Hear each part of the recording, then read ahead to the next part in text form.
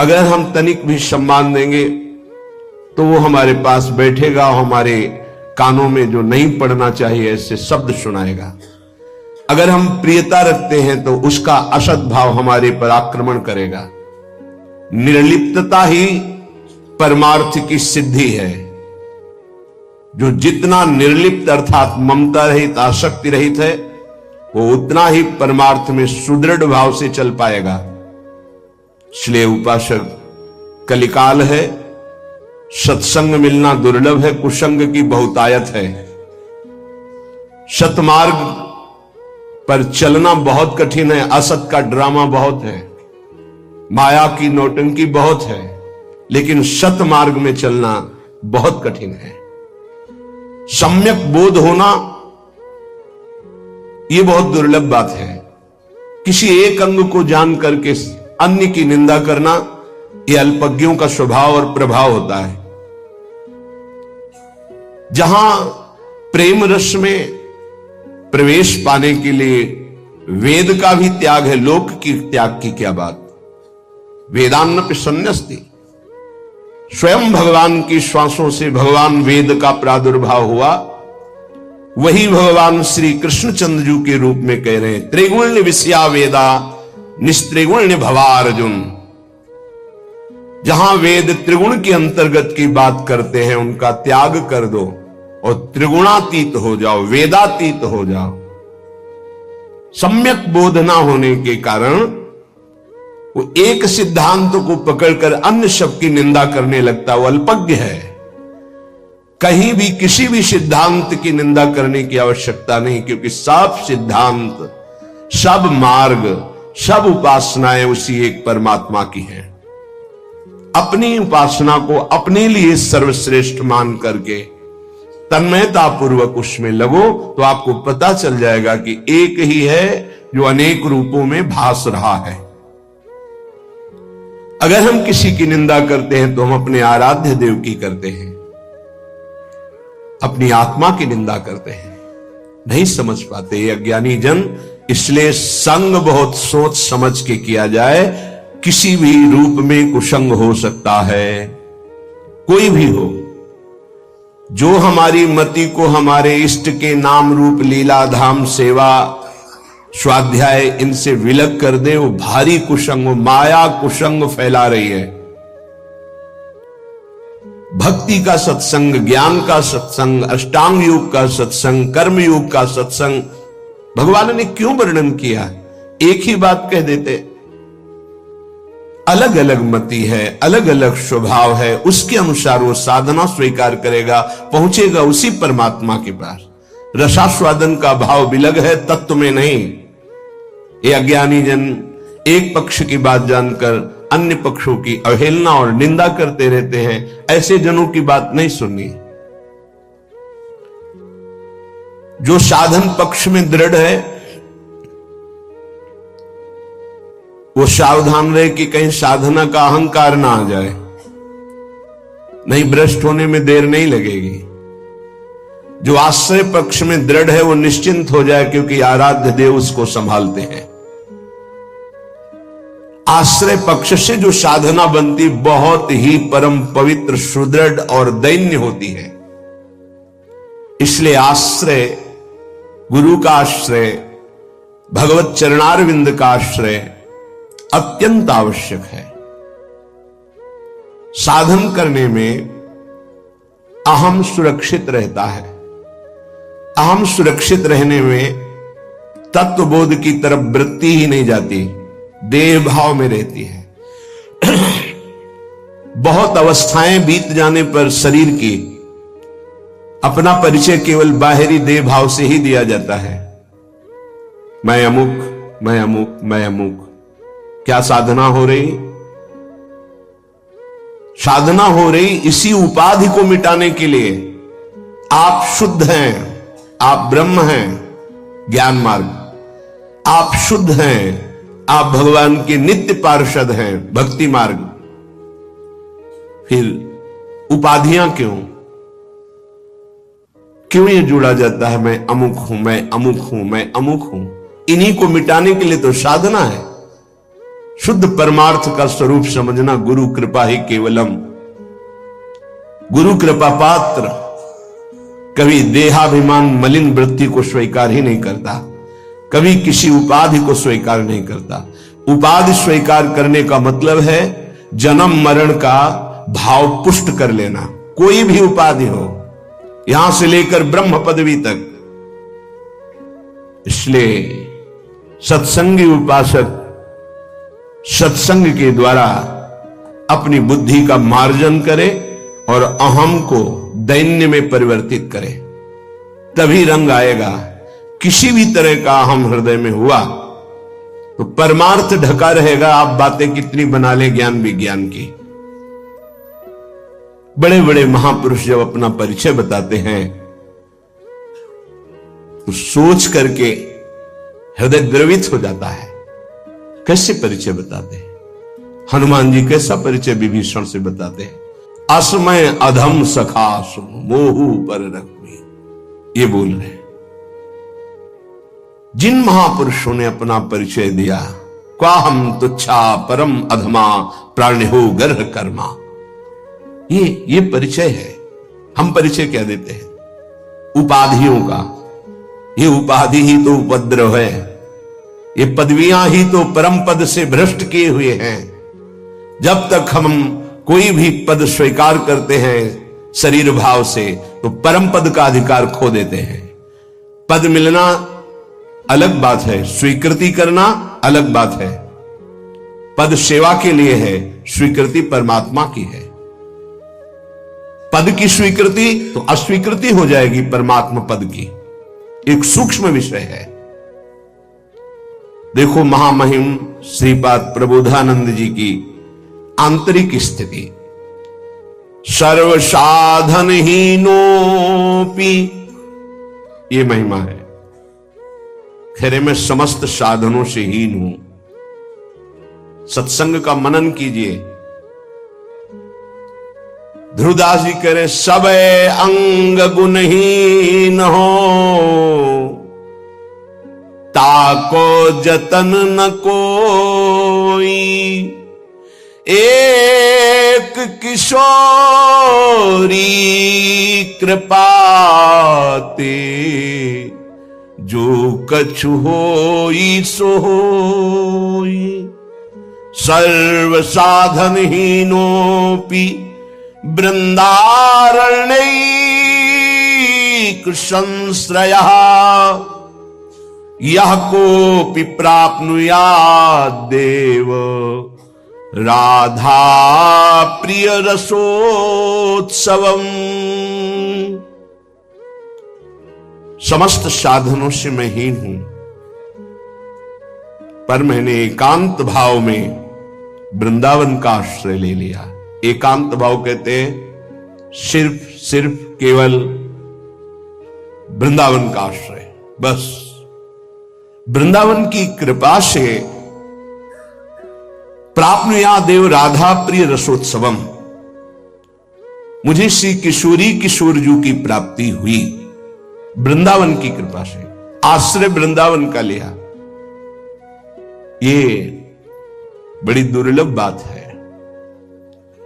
धाम का आश्रय बहुत दुर्लभ बात है। इसका परिचय आपको प्रायः नहीं मिलेगा।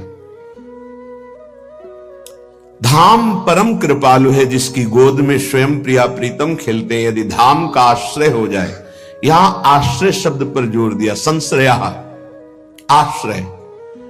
वास तो किसी किसी को मिलता है सौभाग्य, पर ऐसा नहीं कि जिसको वास नहीं मिला उसे प्रिया प्रीतम नहीं मिल सकते, उसे प्रेम नहीं मिल सकता, वो दिव्य वृंदावन की लीला में प्रवेश नहीं पा सकता। ऐसा बिल्कुल नहीं है। समस्त साधनों से हीन हो दूसरे भाव में, लेकिन उसने एकांतिक भाव से वृंदावन का संपूर्ण हृदय से आश्रय ले लिया है, तो उसके हृदय में एक अद्भुत रस, यह कोपी, वो कोई रस, कोई संबोधन करे, वो कोई रस। कौन सा रस? बोले रसोत्सवम, जो महारास रस से युक्त है, जो महाप्रेम विलास से युक्त है। किनका? बोले राधा प्रिय श्यामा श्याम का, श्यामा श्याम का कोई एकांतिक प्रेम, कोई एकांतिक रासोत्सव रस विलास उस उपासक के हृदय में प्रकाशित हो जाता है जो एकांतिक भाव से, एकांतिक भाव, कोई मिलावट नहीं, केवल वृंदावन का भरोसा, वृंदावन का आश्रय। इसमें दैन्यता की बहुत आवश्यकता है। अगर अभिमान का नाश हो जाए तो बहुत जल्दी भगवत प्राप्ति हो जाए। यही आगे बहुत बड़ा पहाड़ की तरह खड़ा है, उस तरफ श्यामा श्याम, इधर बीच में पहाड़ अहंकार का। बहुत कड़ुआ है ये, बहुत कड़ुआ। जहां ये जगता है तो कड़ुआ ही कड़ुआ रहता है, स्वयं को जलाता रहता है, दूसरों को जलाता रहता है। ऐसे इसकी बात होती है, ऐसे इसके आचरण होते हैं अहंकार के। इसकी गलित होने की वृत्ति एकमात्र महापुरुषों के पास, दूसरे के पास नहीं। यदि संत महापुरुषों का आश्रय ले लिया जाए और उनके चरणों की रज का सेवन किया जाए, उनकी आज्ञा में रहा जाए, तो अहंकार नष्ट हो जाए। और किसी से नहीं होगा। रहु गणित तपसा नयाति न चेज्या न निरूपणात् गृहाद्वा न छंदसा नैव जलाग्नि सूर्यो बिना महत्पाद रजोभिषेकम। चाहे जो आराधना कर लो, ये और पुष्ट होता है। मैंने इतने वर्ष जल में खड़े होकर मंत्र जपा, मैंने ये मैं तिनकी संगति रहत जाति कुल मद सबनन सही, संतत सेवक सदा भजत जे श्री हरिवंश सही। जो रसिक महापुरुष है उनके संग से अहंकार नष्ट हो जाता है। उनकी आज्ञा का पालन, उनकी चरण रज का सेवन, दैन्यता जो प्रियालाल को बहुत प्रिय है वो जागृत हो जाती है। तभी दिव्य तत्व का अनुभव होता है।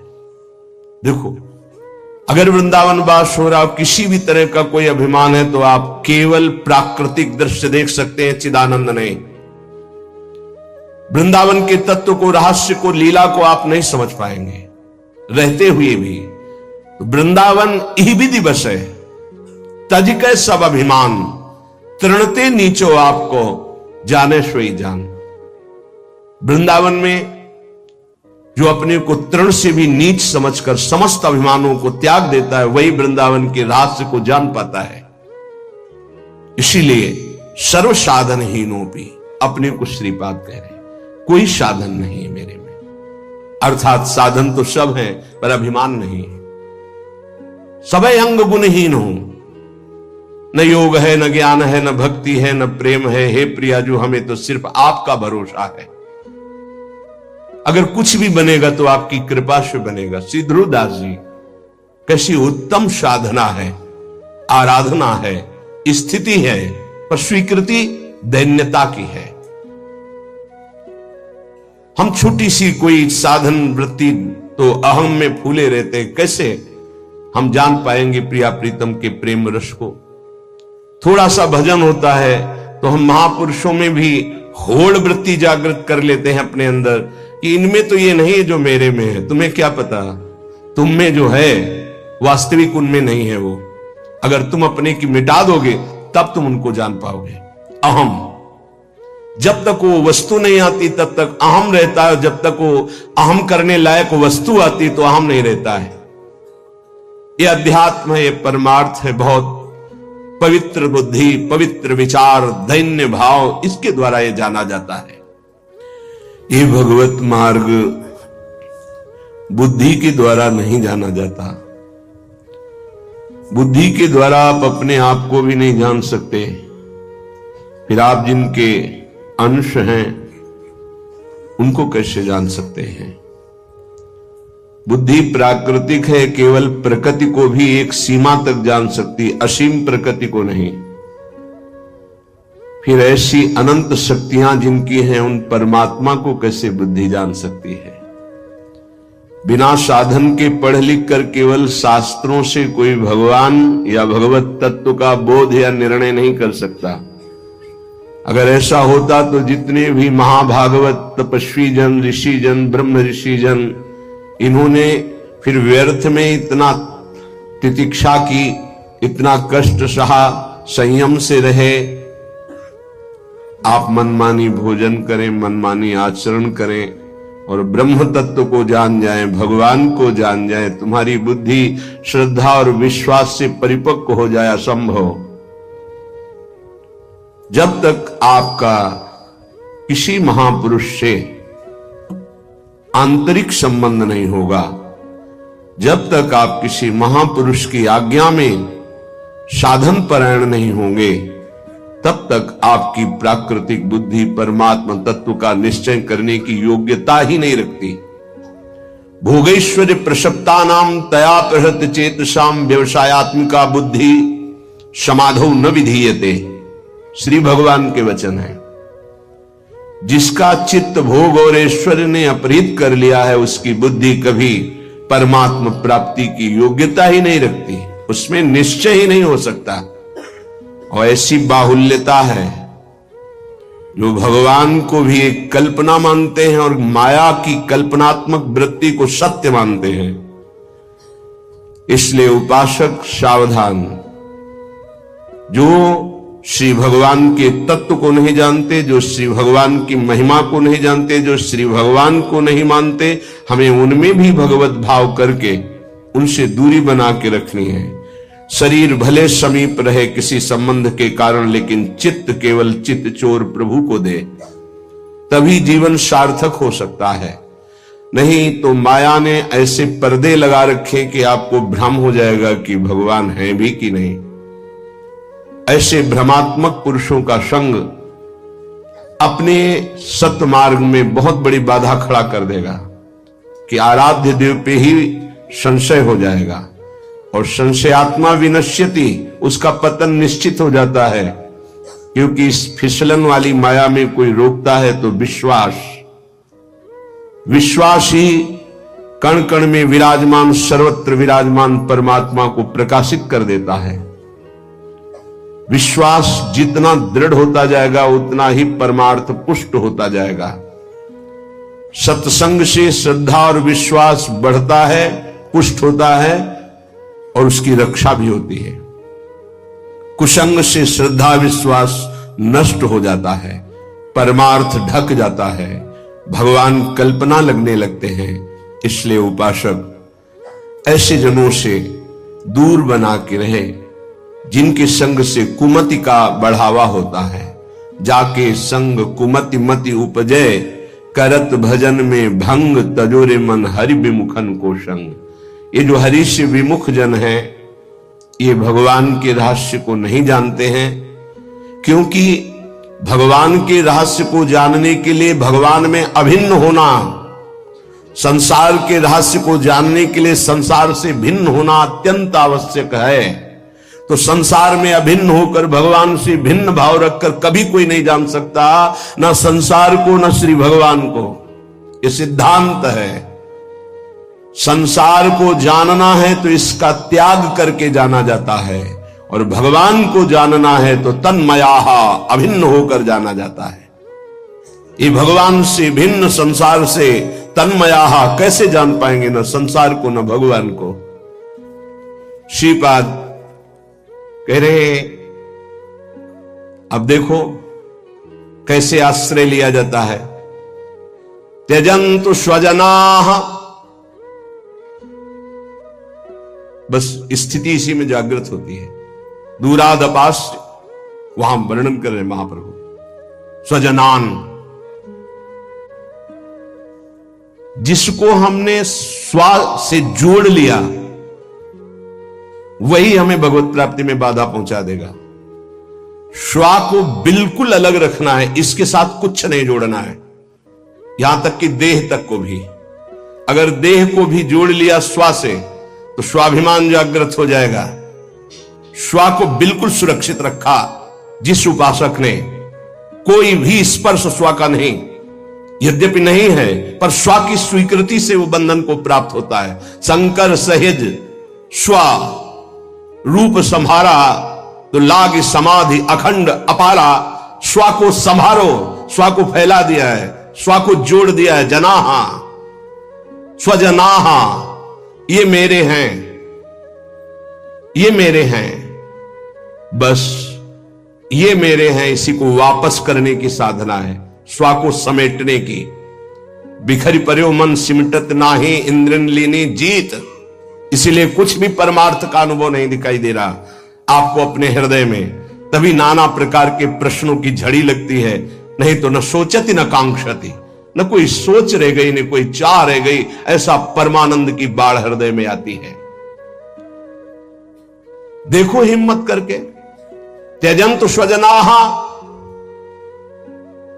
बहुत सरल भाषा में गोस्वामी तुलसीदास जी कह रहे हैं, जिसने इन स्व की ममता को समेटकर मेरे चरणों में लगा दिया, मैं उसे समदर्शी बना देता हूं, उसकी कोई भी इच्छा नहीं रह जाती, ना हर्ष न शोक न भय उसे स्पर्श नहीं कर सकता।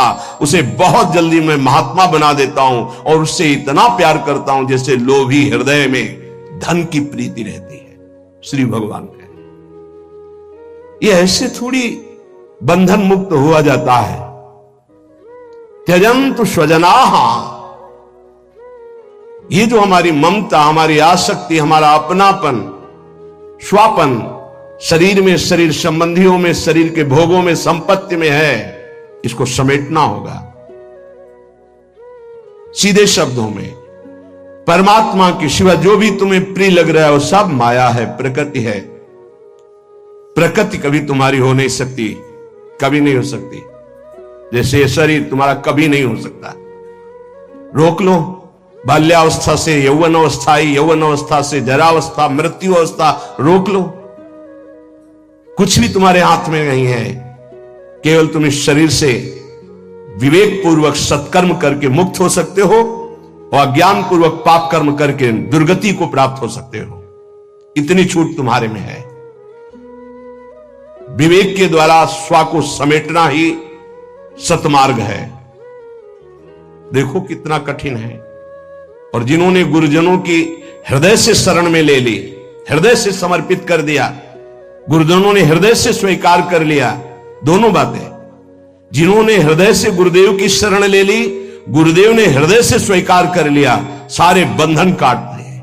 तुम्हें पता भी नहीं चलेगा कि कैसे इतना बड़ा पहाड़ जो ममता आसक्ति का था कैसे छूट गया।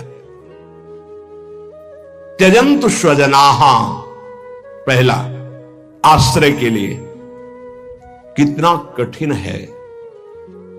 आप देख लो, केवल बातें बनाना ज्ञान वैराग्य की नहीं, अपने प्रियजनों की ममता का त्याग कर पाना बहुत कठिन होता है।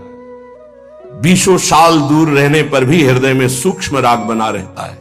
वो जब भगवान या गुरुदेव उसका ऑपरेशन करते तभी वो राग रहित होता है। 20 साल दूर रहने पर न संभाषण, न बात, न चित, न देखना, न सुनना, न खबर, फिर भी वो संस्कार बना रहता है।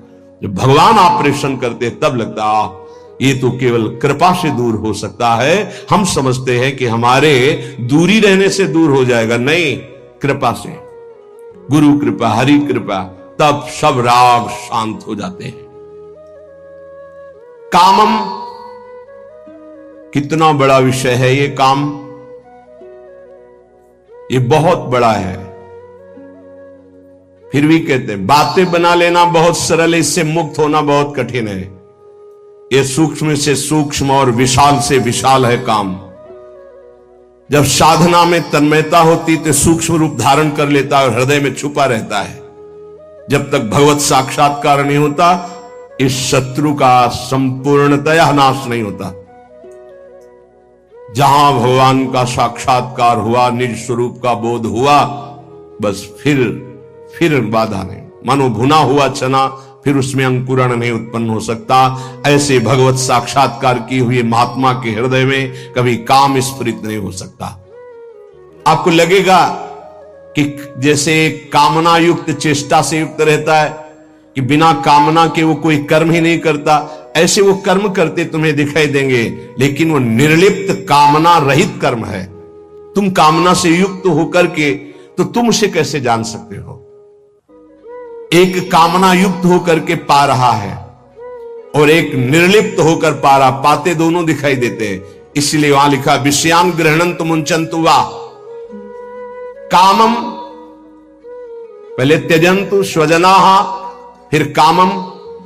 ये परम पद आरूढ़ में होने की स्थिति, कामम पीछे आप गीता जी में सुन चुके हैं, ज्ञानियों का नित्य वैरी महापापात्मा, कभी ना तृप्त होने वाला अर्जुन, ये तुम्हारा शत्रु है, इसे मार डालो। काम को मार देने का मतलब है निष्काम हो जाना। काम अहम में रहता है, अंतःकरण धर्म में। अहम का गलित होना, काम का स्थान ही खत्म हो जाना। अहम का स्थित रहना, काम के सैकड़ों हजारों लाखों रूप हैं। कभी वो मान रूप में प्रकट होता है, कभी प्रतिष्ठा की चाह में, कभी कामिनी की चाह में, कभी कंचन की चाह में। विशेष विशेष इसकी हजारों वृत्तियां हैं। इसको समझ पाना विवेकवानों की बात है। जो भगवद आश्रित हैं, साधारण व्यक्ति तो समझ ही नहीं सकता किसे काम कहते हैं। वो काम को केवल जनेंद्रीय चेष्टा को ही केवल काम समझता है। देह वृत्तिस चमास्तुवा, देह वृत्ति, जीवन निर्वाह की वृत्ति, इसका भी त्याग। परमार्थ से तभी तो जिनका परमार्थ में प्रवेश हो गया वो हाथ उठा के कहते केवल भगवत कृपा, गुरु कृपा। मेरी तो सामर्थ्य नहीं थी, ये केवल गुरु कृपा से हुआ है। देह वृत्ति के निर्वाह की भी वृत्ति का त्याग, काम वासना का त्याग, समस्त कामनाओं का त्याग, स्वजन संबंधियों की राग वृत्ति का त्याग। देख लो, तब आप जानना चाहोगे, तब आप मुक्त होना चाहोगे इस संसार से। इस वृत्ति के बाद मनमानी भोगाचरण और निर्णय करने के लिए बुद्धि को समझते हैं कि वो भगवान का निर्णय कर लेगी, है भी कि नहीं है। हम तो कई बार कहते हैं छोड़ो भगवान की बात, तुम कहां हो, कैसे हो, देखा है, बड़े बुद्धिमान बनते हो, इस शरीर में तुम रह रहे हो, नाप लो अपने हाथ से, कोई 10-20 हाथ का नहीं है, नाप लो, 3.5 हाथ का है, इसमें रहते 20 वर्ष, 40 वर्ष, 50 वर्ष हो गए। भगवान को जानने का तुम्हारे पास भाव ही नहीं है। तुम अपने को पहले जान लो कि तुम हो कौन। बस वही मांस के इस ढांचे पर अपना अभिमान किए भ्रमित हो रहे हो। अपने को जान पाए तुम कौन हो, फिर तुम सच्चिदानंद जानने की कोशिश करो। अपने को जान जाओगे तो प्रभु को जान जाओगे, प्रभु को जान जाओगे तो अपने को जान जाओगे। दोनों की एक ही वृत्ति, मम दर्शन फल परम अनुपा, जीव पाओ निज से स्वरूपा। अगर अपने को जान गए तो ब्रह्मविद ब्रह्मयु भवति, जान जाओगे ब्रह्म को। ब्रह्म को जान गए तो अपने को पाओ निज सहज स्वरूपा। परमार्थ का पता नहीं, केवल बातें बनाने को परमार्थ माना जाता है। त्यजन्तु स्वजनाः कामम देह वृत्तिश्च मात्वा, यह है परम पद का अधिकारी उपासक, जिसने स्वजन संबंधियों के संबंध का त्याग कर दिया अंदर से, भले उनके साथ रहता हो। जिसने काम वृत्ति का सर्वनाश कर दिया, किंचन मात्र कोई भी कामना हृदय में स्फुरित ही नहीं होती। जो अपने शरीर निर्वाह की वृत्ति का भी त्याग कर दिया, वो महापुरुष, वो परम पद में आरूढ़ माना जाता है। देखो कितना कठिन है ये साधन। अब दूसरा लिफ्ट का साधन, यह सीढ़ी का साधन। हम जैसे भी हैं, कामी हैं, क्रोधी हैं, मोही हैं, लोभी हैं, हे श्री जी आपकी है, हे गुरुदेव आपकी है। अब यहां वो छोड़ने की बात नहीं आएगी, वो छोड़ाता हुआ चला जाएगा। फर्स्ट, सेकेंड, थर्ड फ्लोर निकलते चले जा रहे हैं। आशांत रस, दास, सख्य, वात्सल्य, कांता, सहचरी पद। वहीं जाके गेट खुला, तब उसको पता चला मैं कहां हूं, बोले सहचरी भाव में। कृपा, बस ये कोई हलचल नहीं। आप बैठ चुके हैं लिफ्ट में, लिफ्ट चल रही है। राधा राधा राधा राधा, मन क्रम वचन त्रिशुद्ध सकल मत, हम श्री हित हरिवंश उपासी, चल रहा है। नहीं, आपने परिवार के राग का त्याग किया, मुझे कुछ पता नहीं। नहीं, आप निष्काम है, मुझे कुछ पता नहीं। नहीं, आपने देह वृत्ति का त्याग किया, मुझे इसका भी पता नहीं। तो आपको पता क्या है? गुरुदेव मेरे, श्री जी मेरे। इसे कहते हैं आश्रय। आश्रित है तो आश्रित के समस्त बाधाओं को आश्रय दाता निवारण कर देता है। बहुत प्रवीण कृपालु श्री